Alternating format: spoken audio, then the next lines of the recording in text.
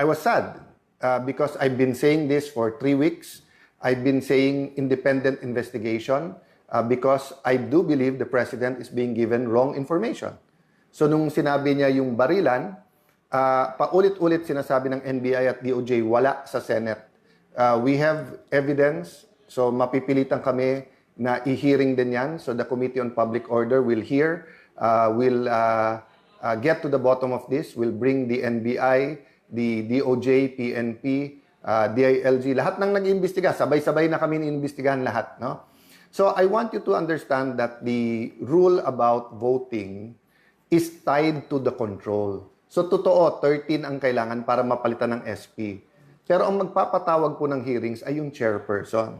So isang strategy po ngayon ng 11, kaya napansin nyo po every weekend, sila ang gumagawa ng sinasabi nila, may babaliktad, may sasama na sa kanila, may nag-iisip. Alam nyo po, ang kudeta, ang isang essential element po dyan ay stealth o kaya yung tahimik, ibubulaga ka, magugulat ka. Di ba? So bakit sila maingay about it? One is to try to create distrust among the 13. Secondly is to create pressure. And number 3, bakit nila pinipredict? May huhulihin dyan, may arestuhin, ganyan. Okay. Because may mga kakampi sila sa kabinete. That's very clear, no? So my point is this, no? One of their intent is to not allow the electronic or teleconferencing or any kind of online voting para pag sila majority sa floor, aagawin nila yung mga committee. At pag naagaw yung mga committee, sila na naman magdidikta ngayon kung anong pwede i-hearing o hindi. Nakita nyo po na inaalok namin ng committee, they can read their members anytime.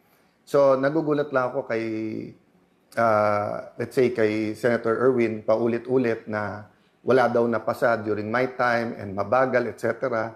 Pero nandyan na yung mga malalaking committee, hindi sila nagpapalista as members. Dati nag-uunahan pa. So, I'll try not to make as much comments regarding the senators because I do believe when you're Senate President of the whole Senate. I can make a list para kontrahin yung sinabi ni Senator Lacson of bending backwards. Ha? Sila bending the law, bending the rules. Ako bending backwards. Lahat ng request nila, hindi ko na isa-isahin. Basta't kaya, ginagawa. Sa impeachment po, consensus. I did not dictate anything and maayos na lahat yan. So again, I want to emphasize the priorities of this majority. No? One is the soul of the nation. So good governance. Okay? Kasama po dun sa good governance, hindi lang yung accountability, which is the committee hearings and the impeachment. Kasama din po dyan yung mga legislation that goes into the real numbers o yung economics para hindi gutom ang ating mga kababayan, para walang temptation for crimes and for corruption, di ba? So, kasama sa good governance, accountability, blue ribbon, kasama din po dyan yung impeachment, no? Then, as I said, kasama din po dyan yung real numbers. So, many other things will come up. There are administrative things, but as you see, no? Sabi nga nila, they're throwing everything, including the kitchen sink at you. No, they're even the kitchen. Tinatapon na sa amin. Anything they can think of, kaso daw. So guys, what can you do? One, pray for us. Pray for the nation. Two, tutukan. Res ipsa loquitur. The thing speaks for itself. Read between the lines. Anyone can speak. Pero tignan nyo kung sino nagsasabi ng totoo. So let me stop there and ask for prayers, for reflections, for insights during this weekend.